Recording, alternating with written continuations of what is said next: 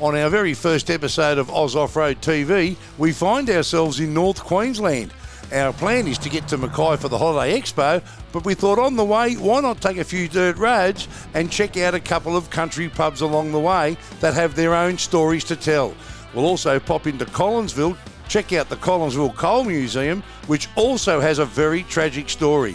We'll meet some characters from all walks of life, take in some magnificent scenery, we'll eat some dust, we'll certainly drink some cold beer, all while camping under the stars. Don't you just love it? It's time to kick back and enjoy the ride with us. This is The Duck, and you are watching Oz Off-Road TV.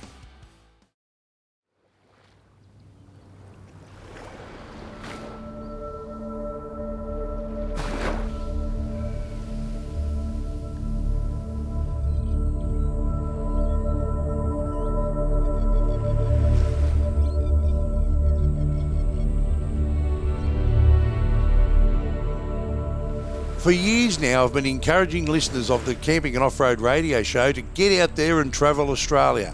Support regional and outback towns. We've offered tips on iconic destinations, talked about top camp spots, four-wheel drive tracks, from the beach to the bush, from the bite to the tip, and absolutely everywhere in between. We've covered it all on radio, as like you, we just love getting out there somewhere. Now, in association with Oz Off-Road, where we build your four-wheel drive for adventure, we want to show you some of these places that we are lucky enough to have here right in our very own backyard. It's what we call the Oz Off-Road lifestyle, and I've always said this on radio, why stay in 5-star when you can actually sleep under 5 million stars? Camping down on an old bush track, a four-wheel drive, yeah, I like it like that. The weekend comes and now it's time to go. Oz Off-Road, it's time for the show. Yeah.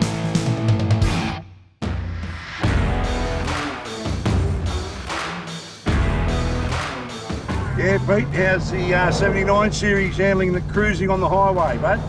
Yeah, it's going really well, mate. What about you guys? Yeah, no, just burning along, mate. Looking forward to that cold beer at the Bowen River Hotel, but we might stop at Collinsville. I want to see an old mate there who runs the museum and works at the information centre there. He might be able to give us a few tips on some sneaky dirt roads. That's great, mate. I'm looking forward to that. I'm joined on this trip by one of Oz Off-Road's accessory suppliers, Peter from Ocam 4x4 Accessories, who has decided to jump in his big 79 series and join us for some off-the-blacktop exploration. Although a bit camera shy, my wife, who we simply call Mrs. Duck, came along for some of the trip as well. What about the Ram, Duck? What did the boys do to the Ram before you left on this trip? It was basically a full build from a standard Ram, so suspension, roof rack systems, long-range fuel tank, canopy, tray, dual battery power, so there was a fair bit of work involved. You know, it's always amazed me just how quickly your surroundings change when travelling Australia. From ocean views 1 minute, and a short time later you're finding yourself driving through dusty flat plains and then through colourful landscape and mountain ranges. You've just got to love it, don't you?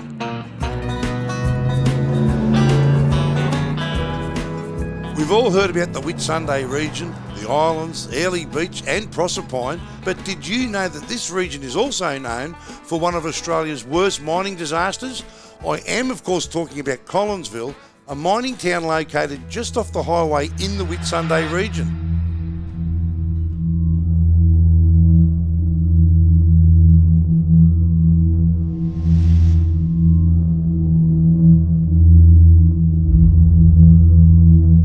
I love catching up with old mates, so I thought whilst we're up this way we'd pop in, say good day to a great bloke who knows more about the history of this town better than most, to find out more about what they call Collinsville's darkest day. These blokes were tough Australians, that's for sure. Mate, the two things that stand out for me is their ages. They're only young. All of them are young blokes, but they've all got nicknames, haven't they? They have. That's what you get in the mining industry, mate. Everybody's got a nickname. Look, out of all those, Mick Walker, the deputy, he was 53. So everybody else was way younger. Mate, it says on this sign over here, Collinsville's darkest day. What happened that day? Well, on that day, it was about 10 to 6 at night. And down the dip, which was the bottommost drive or board, You had 4 blokes putting a shot in to make coal so that the loaders could pick it up. There was 42 blokes down the mine altogether. What happened is once they set the shot, they went around the corner, and when they popped the shot, it actually released a pocket of CO2 that was in the coal seam, and it shifted 450 tonne of material up the tunnel for about 70 metres, wiping everything out in its way.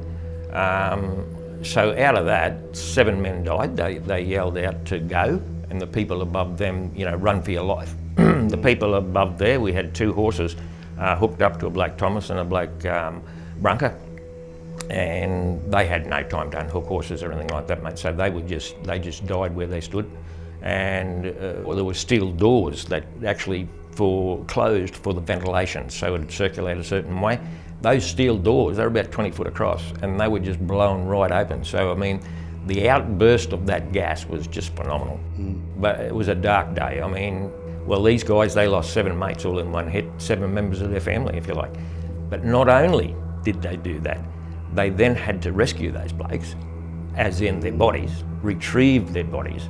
Then they had to put them on the belts, and then they had to take them, which is probably worse, they had to take them to the surface and deliver them to their families. And I don't know how you get around that. My grandfather survived the day. He was a survivor. He never spoke about it, ever. Never once did he mention to me about it. Yeah, it would have been a huge hit on the town at that time. Oh, massive, yeah. Mate, pit ponies, a lot of people would ask me, what is a pit pony? I remember the first time I visited you here, I had no idea. But there's a couple of real special pit ponies, wasn't there, that they actually became union members. Can you tell us a bit about that? Our pit ponies in Collinsville worked up until 1990, which was pretty spectacular. They was the last working pit ponies in Australia. Yeah, those guys, in 87, we had a manager come here, and he called the union in one day and he said, we're getting rid of the pit ponies. And they said, well, what are you going to replace them with? And he actually said 2 tractors, 2 little tractors. Because they were treated well, weren't they? The horses They were. They were a part of the crew. They were family. So what happened then? So what they said was, well, what are you going to do with the horses? If you're going to replace them, what are you going to do with them? And they said, well, we're going to send them to the knackery. The guy said, well, you're not sending them to the knackery. So the union guys went and called a meeting. I happened to be there. The men, the rank and file, was just tremendous. It was like fiery as hell in there. Over the next hour or so, the people there voted to make those horses into honorary union members, so that they couldn't touch them. And went back and told the company that's what had happened. The company went off their nut because they didn't know how to handle that. But then they calmed down, and then they said, well, tell us the nuts and bolts of the situation. And they said, well, we've got a horse handler who has just retired. He's got a property outside town. If you sign those horses over to him, that's where they'll go and they'll retire there. One horse lasted 8 years, the second horse lasted 10. So the last pit pony in Australia died in 2000. Unbelievable. Mate, thanks for your hospitality, showing us around. It's a very, very unique place, and anybody travelling in the Whitsunday region or in North Queensland in general should pop in here and meet you and have a look around. It's a piece of Australian history that not too many people know about. Thank you. Thanks, mate.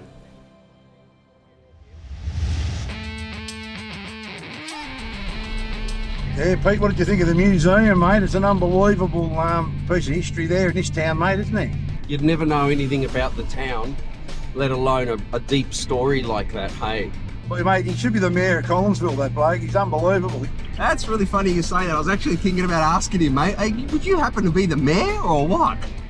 After our visit to the Coalface Museum, it's time to top up some fuel for our dirt road trip that will lead us to our first stop tonight, where we'll wash down the day and a bit of dust with another good mate who owns and runs the Bowen River Hotel. I'm just wondering whether I should top up the second tank. It's a bit of a stretch out there, Pete. With a lot of dirt to follow, I reckon it's safer to fill her up, mate.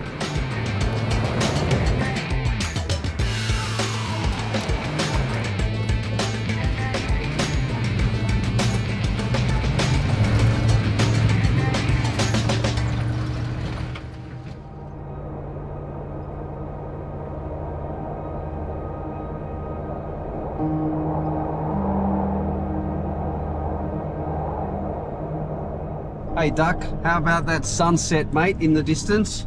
Mate, it's got to be the most scenic drive to a pub I reckon we've had for a while. You can say that again, mate. How about this? And the mountains in the background. Wow. Great part of Queensland up here, mate. And the beauty of it is we're going to pull up at a pub in the middle of absolutely nowhere. It's unbelievable. You know, for me, nothing beats a long dirt road to an Aussie bush pub with, of course, cold beer, friendly locals behind the bar, all waiting to spin you a yarn. Geez, you've got to love this country, don't you?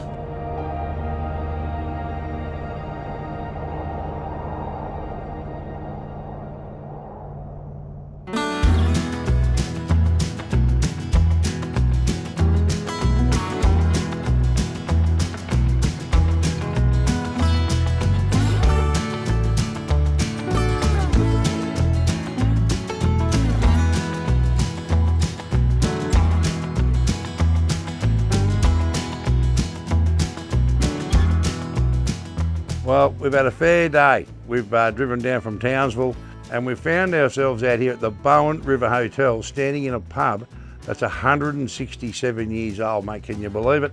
And this bloke, you would think, looking at his head, that he would have been here for that 167 years. Ringo? Yeah, cheers, cheeky mate. old bugger. How are you, son? Thank you. How you going? Oh, well, about as good as yours. I mean, hello. How things been going out here, mate? You got through COVID when I seen you, and now you've gone through summer. It gets pretty hot out here. It's hot here now. Yeah, we had a bit of a quiet time there for a while, and it's starting to swing back again. All the mustering started again, and everyone's moving cattle, and everything's going good. Mate, the pub. I've been to a lot of pubs, which might surprise you. But, mate, I don't think I've seen a pub like this anywhere in Australia. I mean, 167-year-old. They don't make them like that anymore, do they? Have a go at it. How good is it? Yeah, they're few and far between too. They're a 1 in a million. You come across them, you know, and especially this close to the coast. You know what I mean? It's not that far off the coast. Yeah. Yet it's not really like on a public highway. It's on a dirt road on a working station, which is a bit different. But, mate, the pub's been here all that time, but it was closed for a long time. How long was it closed? Before I took it on, it was 12 months. Yeah. But prior to that, it was down for 75 years, I think it was. 70 years, unbelievable. But everything was left in here. What Yeah. we see now, it was all left here 70 years ago. Yeah. And all that stuff is still in here. Yeah. Quite amazing, really. It stood the test of time. I remember you telling me one time you were hovering under the table out there with Claire, with Yazi came through. We got underneath the table, put our mattress under the table and secured ourselves under there because I thought, this place won't go. And we're dead set right. But every tree and branch was just stripped off all around. It was just... Yeah, but the pub still stood here. Still stood. And they kept the beer cold during that time? I did. I Yeah. made sure of that. I had to. Well, mate, I mean, you got to get your priorities right. What were you doing and how'd you end up here? When we came for a drive, Claire and I, one weekend, and we stumbled across the place. You've walked in here, the joint's shut, been shut for 12 months. You really didn't know what you were walking into. What did you find when you got in here? Well, all the power was still going, and we walked around. I thought, we better get out of here, and walked around the side. And the cool room was running, and we slid the door open. And there was a beast and a deer hanging up in the cool room, and I thought, I'm getting out of here before we get shot. Well, that wasn't enough to scare Ringo off, and since then he's done a real good job of restoring life to this historic drinking hole located by the Bowen River. Most of the punters got here by four-wheel drive, but not all of them. Look, one of the good things about travelling to good old-fashioned Aussie pubs is the characters you meet. You meet them everywhere, from Birdsville to the Darley Waters, doesn't matter where. Well, you're not going to believe it, here at the Bowen River Hotel, I've bumped into our very own Forrest Gump. Forrest, g'day. Hey, how you doing? Your real name's Alex. Yep.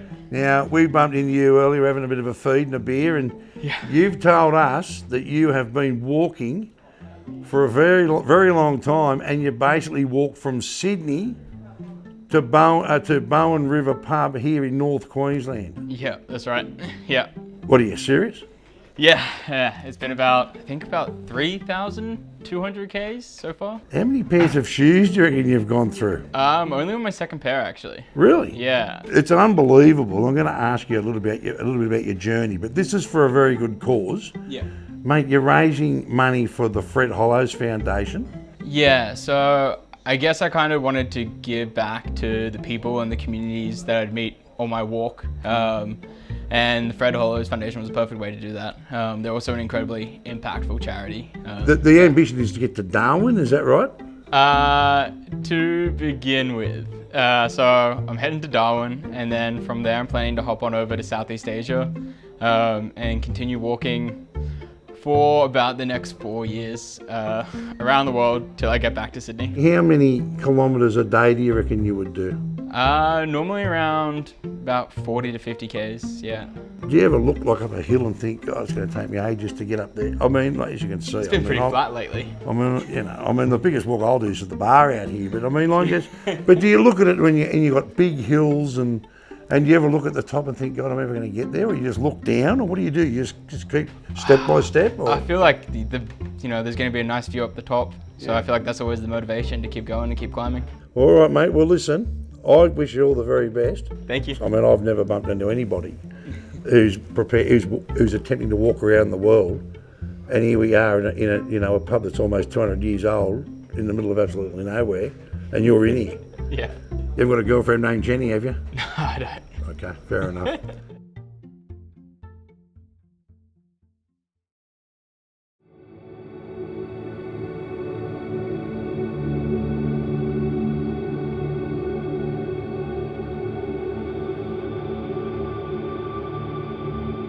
Well, after a few cold beers with Ringo and Forrest Gump, a good Bowen River Hotel pub feed, and of course a great night's sleep, we wake up to a sensational day and get ready for a day on the dirt. I wonder what the people in the Big Smoke are doing. Gee, this beats city life. No wonder Ringo looks pretty happy, although he does live behind a bar. I mean, who wouldn't be happy doing that? How's this for service? Thank you, mate. You're welcome, mate. Legend. What have we got happening, Duck? Mate, we're just grabbing a bit of a brekkie here on the barbecue. This is the barbecue we put in the trundle. How good is it? Comes in handy, eh? We call the Oz off-road lifestyle, mate.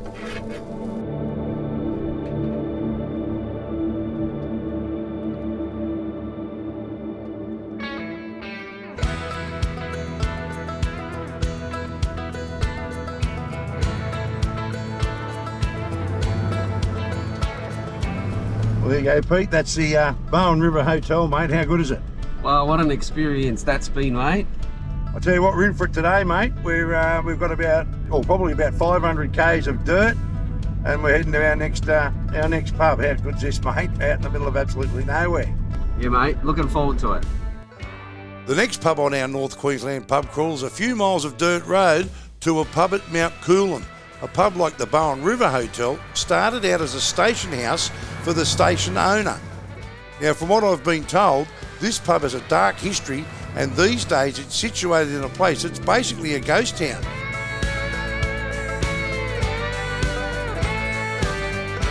As we hit the road, it's not too long until we come across a familiar face. Oh, but you're not going to believe it. Oh, mate, it's walking last night as I got far today. I think this is him up ahead of us. Yeah, right. Wow.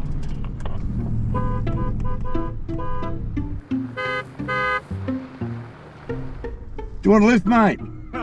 Hello, how you doing? How are you, pal? I'm good. What time did you leave this morning? About 7. Mate, last time I seen you, I thought you were sitting down with those two backpackers. I thought you might have been having a late night. No. No? Yeah. How far you reckon you get to today? Not too sure. I haven't decided. Just gonna see how I go. Yeah? Yeah. You might want some cold beers to put in that backpack. Is that what you carry, is it? Let's have a look, turn around, give me a look. That's it, that's what you're carrying with you. Yeah. Oh, no wonder you're skinny. Yeah. Hey? I might to join you. Yeah. All right, mate. Some sunscreen on. Yeah. No, I've lined it up. See you, mate. See ya. Bye. Safe travels, walking.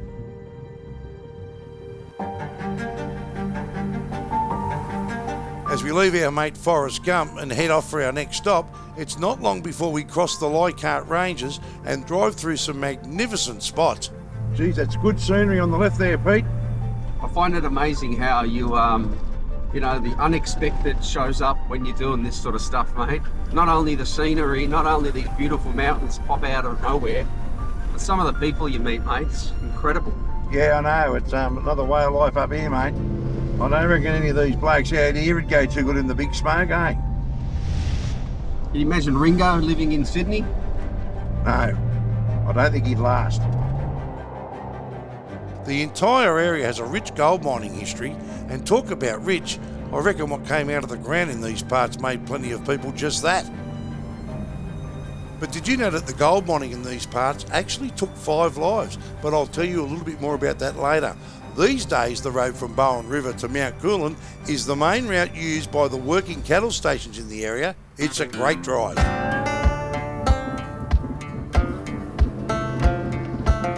I think we just get over this little creek here, mate, this dry creek, and I think the pub's just over the hill here, mate, so around the corner. So I think we're nearly there. We can wash a bit of dust down, mate. We've gone through some. We sure have. Very dry, mate, and yeah, very nice drive from where we left this morning. Yeah, well, if you want to do a pub crawl, mate, do one out in the bush, eh? Because it's pretty interesting. We've gone through a lot of stations. Well, it's a very unique sort of pub crawl, this one, Doug.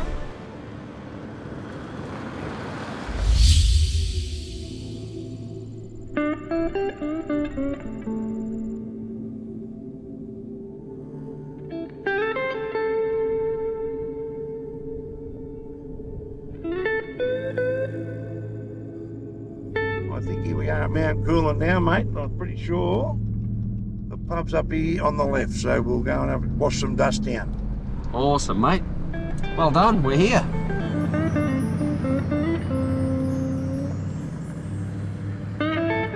Geez, it's an old school pub too, eh? It may be an old school pub that's been here for a while, but let's hope it has a new school cool room. I reckon this place has cold beer written all over it. Yeah, I was right. Judging by some of the photos on the wall in here, it looks like plenty of people have enjoyed a cold one or two on a Saturday night.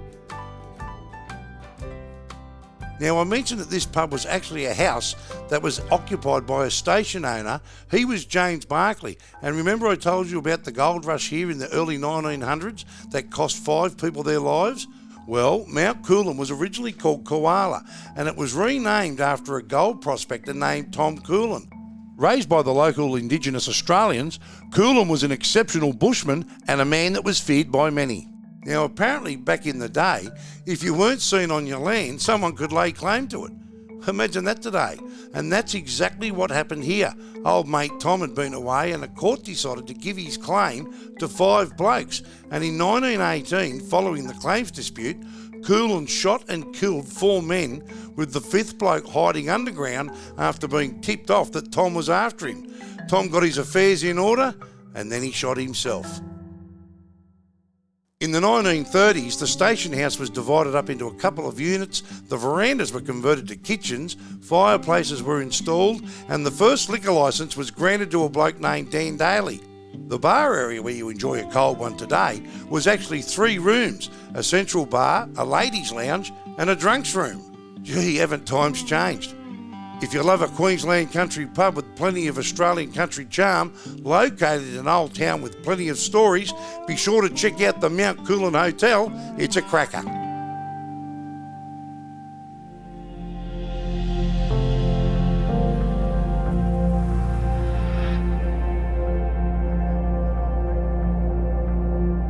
Well, after a big day on the road with a couple of pubs ticked off the list, it was time to head towards Mackay to do some work for the Mackay Holiday Expo.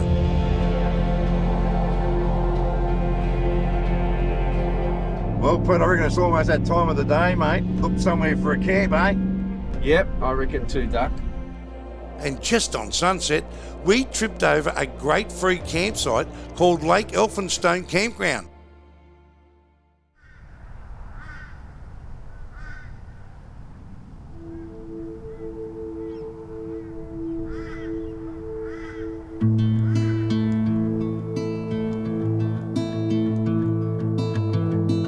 After a bit of homework, we found out that this lake was actually used to support the township of Elphinstone, but now that the town no longer exists, it's now a recreational haven for travellers and locals that still live in the surrounding areas, located about 90 k's west of Mackay.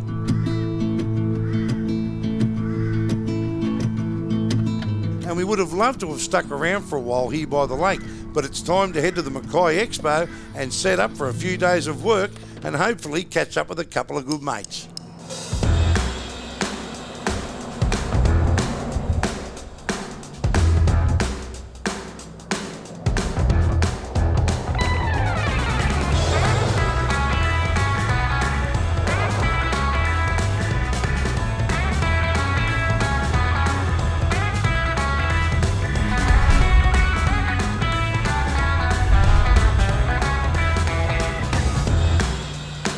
After an hour on the road, we finally land at Mackay. Now, there's no rest here though.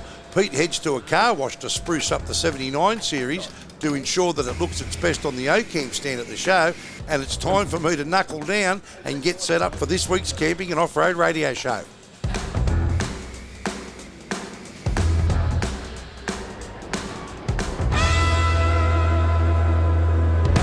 Mate, we're just preparing, just about to start the show, so we're just doing some scripts on the intro, check out our commercials and make sure we're connected okay, and then we're into it. Yes, g'day there, and welcome to the latest edition of the Camping and Off-Road Radio Show, broadcasting through 9 Radio right across Australia. Well, this week we are broadcasting from the Mackay Expo here in North Queensland. Danny Simpson will join us here at the show, and Hodgie the Barefoot Fisherman will also be along for a chat. You are with the Duck broadcasting right across Australia. I don't know about you, but I love holiday expos and four-wheel drive shows. There's always heaps of stuff to check out, the latest caravans, campers and camping gear, new four-wheel drive products, and of course, you can always jag yourself a show special.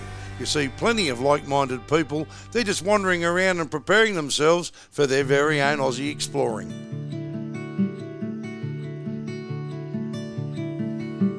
With 3 long days working on stage at the Expo and Pete working hard at his stand, it was time to kick back and have a cold one at our campsite that's been home for the last 3 days, a top spot on a lagoon at the back of the Discovery Caravan Park in Mackay.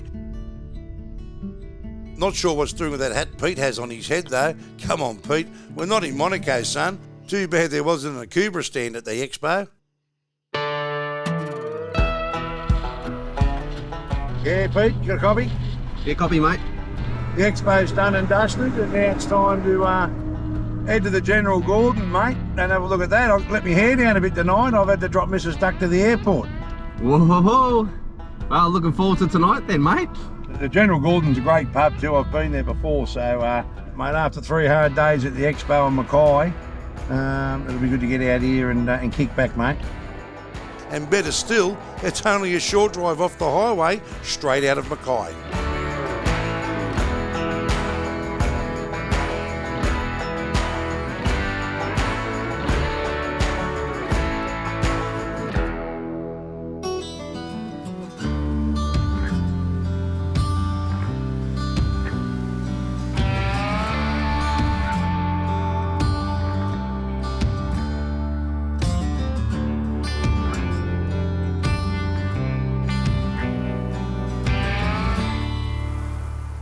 Well, how good is this joint? Here we are, our final pub on our pub crawl, and we kept the best till last, I reckon. I'm with the lovely Christy, who's the publican here at the General Gordon. How you going? I'm good, really Cheers, good. Mate. Thanks for the cold Cheers. beer. How good is it? We love a beer here, don't we? Pretty good, yep. Mate, how good is this pub? It's just nestled in the middle of all the sugar cane with the mountains in the background. It's pretty, isn't it? Beautiful here, I love it. In fact, this could almost be my new favourite pub. You walk in, you've got the country music playing, it's old school. It's been here for a long time, but it was never supposed to be here. Built here, what, in 1850s or something? When 1886. Was it built? 1886? Yep. So it does get really wet and really boggy out here, and back then they had the bullock trains, dragging all the timber out. Yep. And they got bogged. It's meant to be 7 k's up the road at Homebush. Yeah. But they got here, men were thirsty, so they decided great spot for a pub, and we'll just build her here. So I thought, bugger it, we've got to unload it anyway to get us out, so we'll just build the pub here. That's right. And it's been here ever since. Yep, so then part of the town was then built around here. There was a police station where we're sitting now, a butchery, we've got a school up the road. So, you know, back then they didn't... No council approval, just build the... I think every town should be like that, where you build the pub first and then just build the rest of it. Yeah, blow the churches. Yeah, well, exactly. So that makes it arguably the first or second oldest pub in the entire Mackay region. Yep. We do the best debate pub. that. Well, it's the best. It is the best. It is the best. I think so. Yeah. It was a one-storey building to start with, and then a cyclone came through in I can't remember if it's 17 or 18, and they decided then that it was such a strong building that they'd put a second story on it. Yeah. Because it was built when it was bogged, the bottom level was all wonky. Yeah. But they just kept it like that, didn't bother straightening it up and just put the top level up. Well, as you do in Australia in those days. But I mean, you know what? It's probably stood the test of time better than some new buildings that are been built and knocked down since then. Absolutely. It's got a lot of history, but it really hasn't lost its country charm, has it? I mean, you walk in, it's a typical Aussie outback pub, even though it's not really in the outback, and it's only, you know, a bit of a skip from Mackay, but out here you could be anywhere. When I bought the pub a year ago, you always hear that, you know, the pub's the centre of the community. Right, I had no idea how true that was here. It's just that place where everybody comes, feels comfortable, you know, come as you are. Yep, well I have, Yeah. which is probably not a good thing. So you've been here for a year, so before that you actually worked in the liquor business. So Yeah, I did. Yeah, Yeah. so you had a bit of an idea. Did you know about the pub? I lived close by, but I'm not much of a drinker, so I hadn't really... You could have fooled me. Thank you. I think what you got here is very unique, and I'm going to declare this now as one of my favourite pubs. I reckon it's... You walk in here and it's that good old school bush, you know, atmosphere. You've got the country music playing. It's a good old school Aussie bush pub. Yep, our food's not too bad either. Well, we'll find out about that later on. In Australia, pubs are part of our culture. It's the place where workers will wash down the day, the meeting place for family and friends, the place where we celebrate birthdays or celebrate the life of a lost mate or loved one. In regional outback parts of the country, pubs are the community hub, loaded with rich history, traditional country hospitality, great locals with a yarn to spin who will always steer you in the right direction. They're more than just a watering hole, they are an experience all on their own.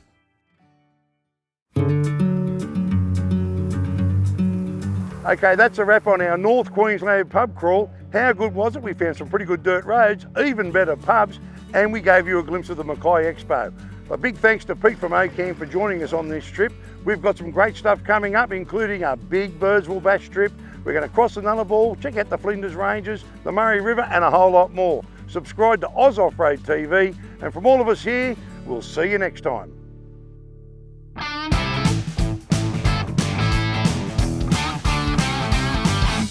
Camping down on an old bush track, a four-wheel drive, yeah, I like it like that. The weekend comes and now it's time to go. Oz Off-Road, it's time for the show.